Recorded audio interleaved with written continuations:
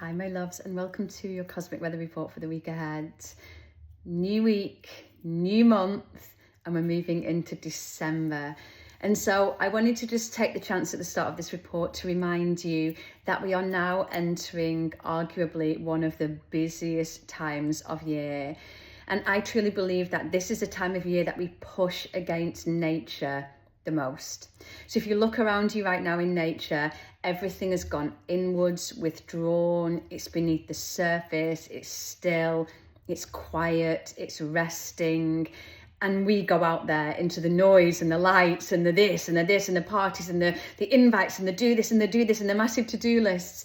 And I really believe that it's because we push the most against nature at this time of year that so many of us feel exhausted and burned out, and as though we're crawling towards the end of the year. So that's not to say don't enjoy this time of year. Like, I adore this time of year with all of the twinkly lights and everything going on and the gatherings. But if you can just take a tiny bit of inspiration from nature and give yourself a little bit of stillness and quiet and alone time and withdrawal, you will benefit from this season so much more. So that might be that you give yourself a little ritual every day, just 5 minutes every day to be alone, to be still, to be quiet. It may be that you give yourself a little bit longer if you can, but just notice where there is burnout on the horizon. And the more you can take alone time or quiet time, the more you'll be able to listen to the signals from your body, and the more then you'll be able to catch that before it goes like full on.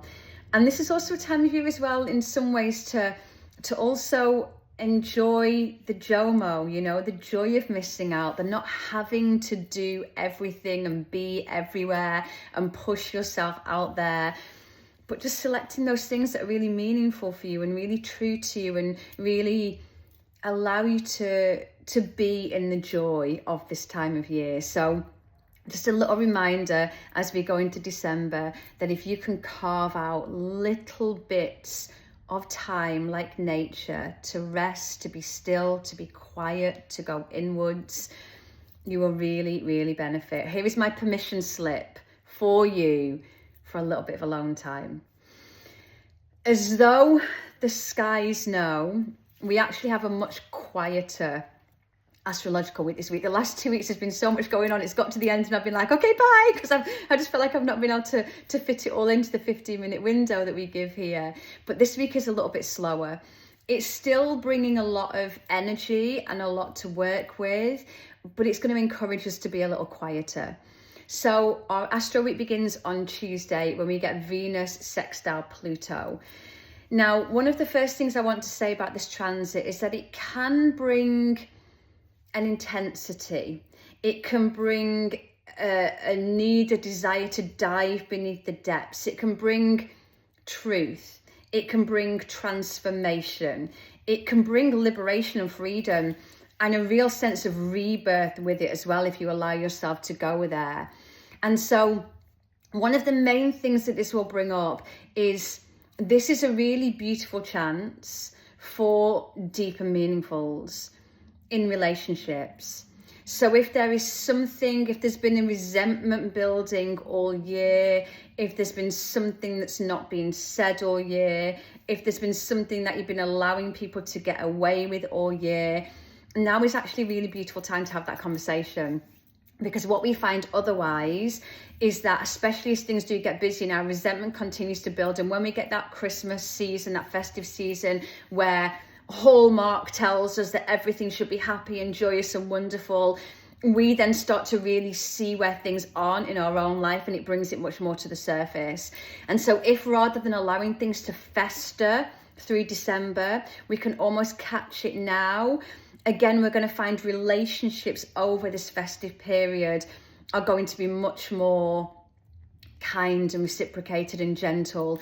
So beautiful time for deeper meaningfuls, beautiful time to say what's on your heart, but to really speak from your heart and to speak a real a truth from your heart. This is also a beautiful time to have that deeper meaningful with yourself. So to continue the work from last week, and to go inwards, to go into your depths, to go into where you need to be more true to yourself and to your life, to look at the levels of self-worth that you have and self-belief that you have and self-trust that you have, to love yourself, to maybe love yourself enough to say no to certain things over this month, to love yourself enough to say yes to certain things over this month, to love yourself enough to give yourself time and space and care and attention over this month. And so this is a really beautiful time as well to reflect on those levels of love and relationship that you have for yourself. This transit also makes us very magnetic. So it's a transit that often brings our deep desires to the surface. So again, if you're desiring more in relationship or in life, you're going to really begin to feel that stirring over the beginning of the week. And again, this is when resentments can build, when we feel like other people aren't giving us what we want, but very often it's because they don't know that that's what we want. And so it's a time that those deep desires that you've maybe pushed down are going to come to the surface. But with that, it makes us very magnetic to our desires. And so if there's something that you've been wanting to make happen all year or yearning for all year, this is a beautiful time to be honest about that, truthful about that, to speak that, to state that that's what you want and that's what you need. And with that, you'll be able to draw towards you more of what those desires are and have them more fulfilled. We then get a beautiful little rest over the week then until Friday. Now Friday, we get quite a big day on Friday. We get the Gemini full moon, and on this same day, Mars will trine Chiron. So first of all, the Gemini full moon can always tend to be quite a big one. It's our final full moon before the winter solstice, before the winter solstice, so before the turn of seasons. And what can very often happen with the Gemini moon, but this is where most of the magic lies in this moon, is it can take us all up in our heads. So we find ourselves questioning everything about our lives, questioning what we're doing, questioning why they're doing that. We can find ourselves uncertain and going over things, and that little voice in our heads can be going on and on and on and on.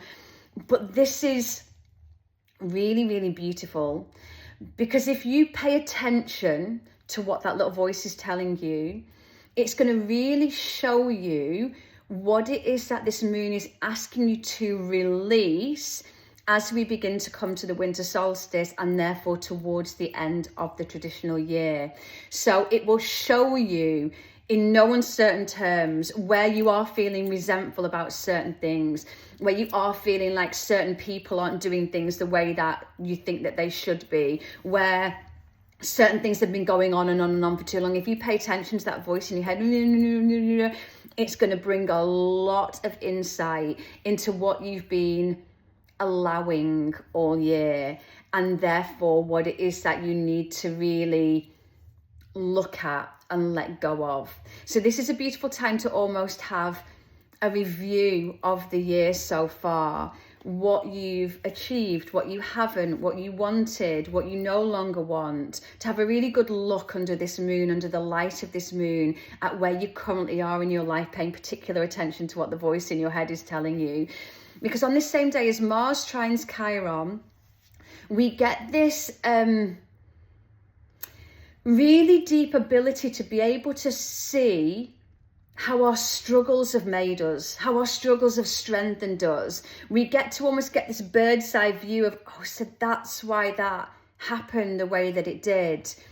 And it brings this real motivation to take action on those places where you've been held down, held back, stuck, and where you've allowed old wounding or old ways to get in your way.